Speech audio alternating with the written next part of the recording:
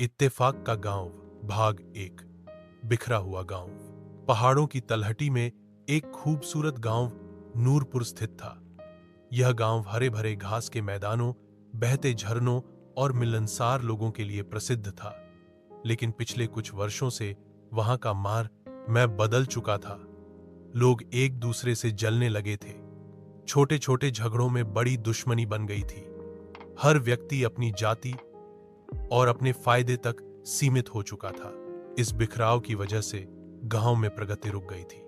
किस एक दूसरे की मदद न करते, लोग मिलकर काम करने से कतराते और गांव के मसले जैसे कि पानी की किल्लत, स्कूल की हालत और सड़क की टूट फूट बढ़ते जा रहे थे। नूरपुर के सबसे बड़े जमींदार हाजी करीम खान भी इस स्थिति से परेशान थे। वह वृद्ध और ज्ञानी व्यक्ति थे, लेकिन उनकी बात सुनने को कोई तैयार नहीं था। उन्होंने कई बार पंचायत में लोगों को समझाया, लेकिन सब अपने स्वार्थ में लगे थे। भाग 2। नया शिक्षक, नई सोच। एक दिन गांव में एक नया स्कूल टीचर तैनात हुआ। नाम था अशफाक साहब। वह नौजवान, तालीम याफ्ता और परजोश इंसान थे। उन्होंने गांव के बच्चों को सिर्फ किताबी तालीम ही न दी, बल्कि जिंदगी के सबक भी सिखाने शुरू कर। वह बच्चों को अक्सर एकता का महत्व बताते, मगर उन्हें यह समझ आ गया था कि जब तक बड़े लोग न बदलें, गांव में बदलाव नहीं आएगा। इशफाक साहब ने हाजी करीम खान से मुलाकात की और कहा, हाजी साहब, अगर आप अनुमति दें तो मैं गांव के सभी लोगों को एक दिन इकट्ठा करके एक छोटा सा नाटक प्रस्तुत करना चाहता हूं। उद्देश्य केवल एक है, लोगों को एकता की शक्ति दिखाना।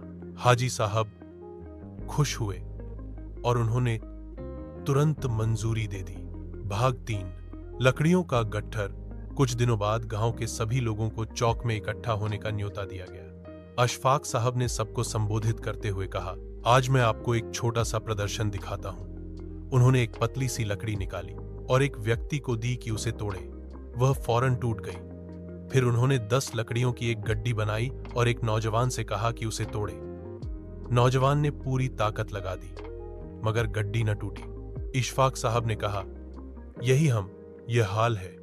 जब हम अलग अलग हों तो कमजोर हैं, कोई भी हमें नुकसान पहुंचा सकता है, मगर जब हम मुतहद हों तो हमें कोई नुकसान नहीं पहुंचा सकता। सब लोग खामोश हो गए। पहली बार उन्होंने इस सबक को इस तरह महसूस किया था। भाग 4। गांव का परिवर्तन। उस दिन के बाद गांव में धीरे धीरे बदलाव आने लगा। लोगों ने आपस में बातचीत शुरू की, किसानों ने एक दूसरे की मदद करना शुरू की, महिलाओं ने मिलकर सिलाई केंद्र खोल लिया, युवाओं ने गांव की सड़क की मरम्मत में हिस्सा लिया और बच्चों ने स्कूल जाना शुरू कर दिया। एक दिन हाजी करीम खान ने अशफाक साहब से कहा, बेटा, तुमने हमारी सोई हुई रूह को जगा दिया है। आज नूरपुर में जो खुशहाली है वह तुम्हारी बदौलत है। इशफाक साहब ने मुस्कुराकर कहा, नहीं हाजी साहब, यह आप सब की इत्तेफाक की बरकत है। हिस्सा पंचम। खुशहाल नूरपुर कुछ ही महीनों में गांव की शक्ल बदल गई। गांव की पैदावार में इजाफा हुआ, बाजार आबाद हो गए और बाहर से लोग नूरपुर की तरक्की देखने आने लगे। गांव के चौक में वही लकड़ियों की गड्डी लटकी हुई थी, एक निशान, एक सबक कि इत्तेफाक में बरकत है। अखलाकी सबक, इंसानी जिंदगी में सबसे बड़ी एकता में शक्ति।